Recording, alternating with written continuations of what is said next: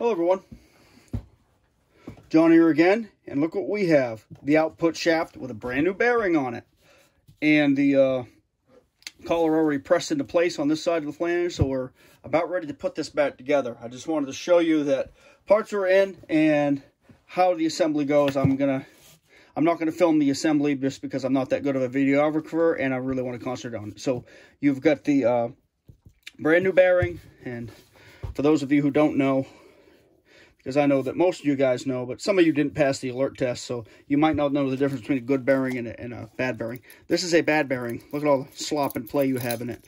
Both, you know, you have vertical play, lateral play. It's crap, complete crap. This, on the other hand, is nice and solid. There's no play at all in it. It's great. And local shop pressed this bearing and that collar on, and now we're ready to soak this in reassembly lube, put it back on. But just so you know, all this is laid out in the order of assembly. So I'm going to take, this is second gear, I'm going to put that on. Tooth washer, circlip. Fifth gear, circlip, tooth washer. Third gear, tooth washer, circlip. Fourth gear has 3 little ball bearings in it that engage with these cutouts here on the shaft for neutral and all that good stuff. And they're spun out by centrifugal force. Then you've got here, this is first gear, pretty big. Copper washer, steel washer, needle bearing, circlip, and then the output, the outer race of that bearing.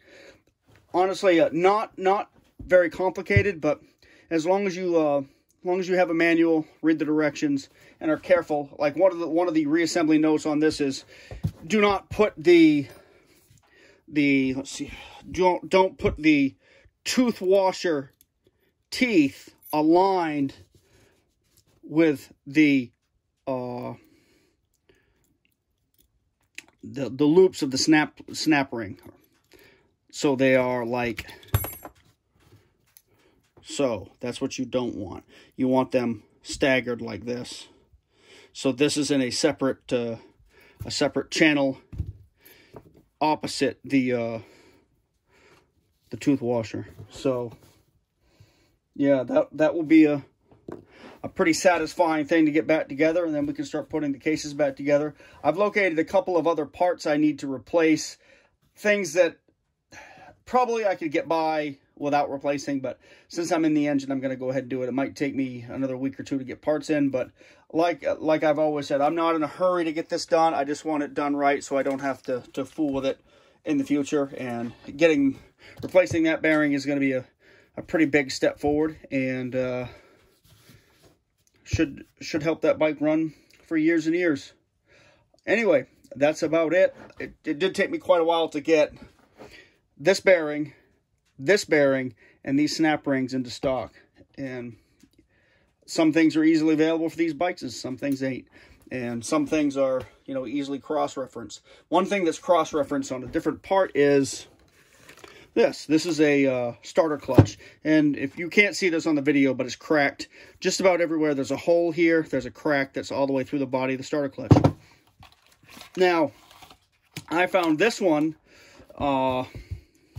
I can't remember, I think on eBay, but this is the starter clutch to a, geez, I want to say it's a Ninja 500, but I can't remember off the top of my head.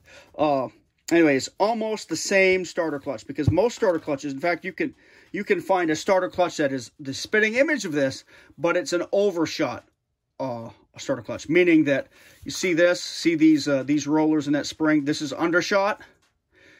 The ones you find on eBay are overshot, so they turn the opposite way. Where this is an undershot one, but the difference with this is they have there's this flange on top. It's about 3 millimeters high.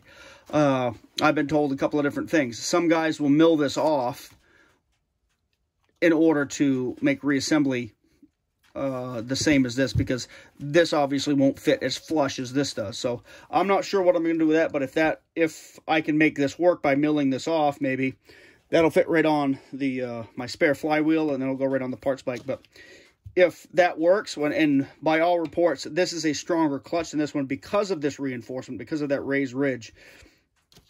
So, is it one of those things you want to mess with? On the other hand, you put this on the flywheel, you go to mount it on the crankshaft and all that, you're going to have 3 more millimeters additional thickness that you didn't have before. So maybe that'll be a problem. I don't know. That's one of those things I'm going to kind of cross that bridge when I come to it. But if if I can make this a viable solution, even with a little machining, that'll be a great solution for the parts bike and a bunch of other bikes, because a lot of these twins have bad starter clutches. That's a pretty common problem with these bikes. It's fairly easily solved if you can find the parts. And you can find the rebuild kits. I mean, the roller, the plunger, and the springs all over the place. They're everywhere. Z1 has them, and I've done a couple of them. If you have a starter clutch like this one that has obviously seen better days, you could weld it. I've thought about high temperature, like 1100 degree silver solder, maybe, but maybe MIG welding it. I don't know. Guys have done various things with various amounts of success, but it's one of those things you wanna have correct, so your electric start works, and so you don't seize the engine, cause the engine to seize up, and you go careening off into the trees someplace. Anyway, progress on the bike. See you guys later. Take care.